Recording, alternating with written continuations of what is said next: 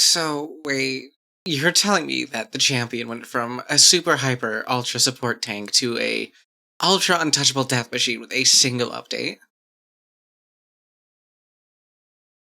Alright, a heck it we ball.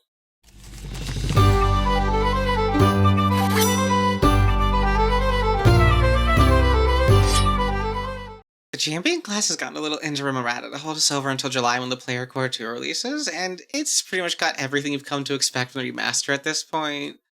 Gone are all the alignment restrictions, and instead there's more focus onto the edicts and anathemas of your chosen deity. Which means you can choose the tenets of good only if your deed allows you to be sanctified as holy currently, and it's the same as evil tenets and unholy.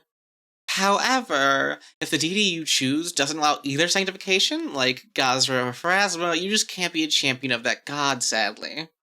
But for the gods that you can be sanctified to, you can sanctify yourself as holy or unholy at level 1, and also that means all of your strikes gain the holy and unholy trait at level 1. Which means that weaknesses that used to require effort to trigger are now triggered by default. So until we see Monster Core to understand how creatures are being designed with the new rules and stuff for that, it honestly may be a little overtuned, as the errata we were given for monster abilities basically means that you're super blasting like half of the bestiaries. Plus, your special champion's reaction you get alongside their divine smites do spirit damage now, if they do damage, so they're more universally smacking up enemies. Some things I'm personally a fan of with these changes are the champion finally getting a focus point for taking DD's domain, which wasn't a thing before for some reason, and how much more playable the unholy causes are now to play with the reworked edicts and anathemas. They're still a little restrictive, honestly, but definitely not as punishing to you and your party as it was before.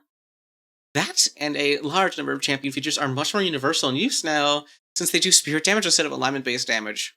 Or, at the very least, spirit damage to unholy or holy creatures, which, as we said before, is pretty much half the bestiary.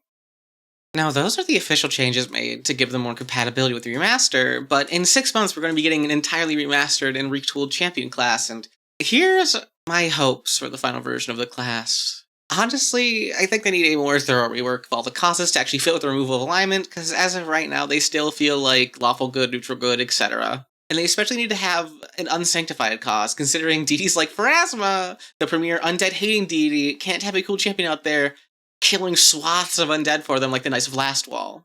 And while we're at it, I know that evil causes were supposed to be selfish in nature to fit the alignment, but they kind of felt antithetical to the entire class as a whole. They're a super beefy chonk monster with ungodly AC and HP, and you can't be hit all that well. And the good causes allow you to force enemies to attempt to hit you or be penalized uber heavily by your champion's reactions.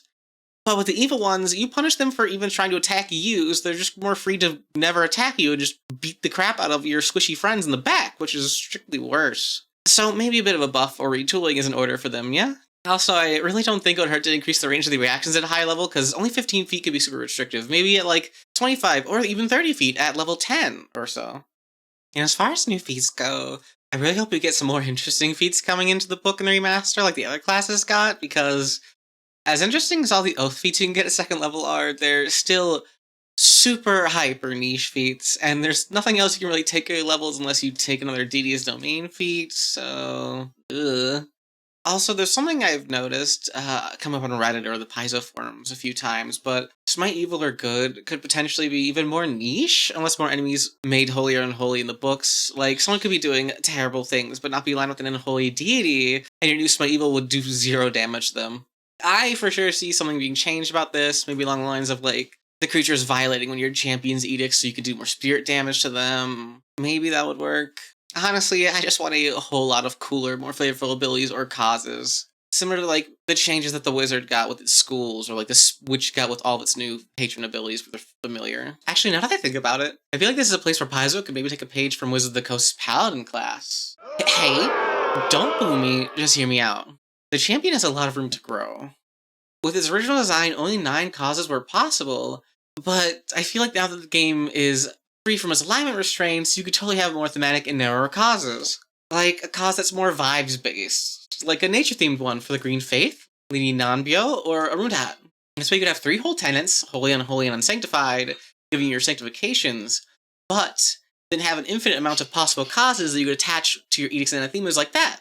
Like maybe even retool the Liberator into a freedom cause, and then add something really cool and new, like a creation of Wonder cause for creation domain deities like Shaylin.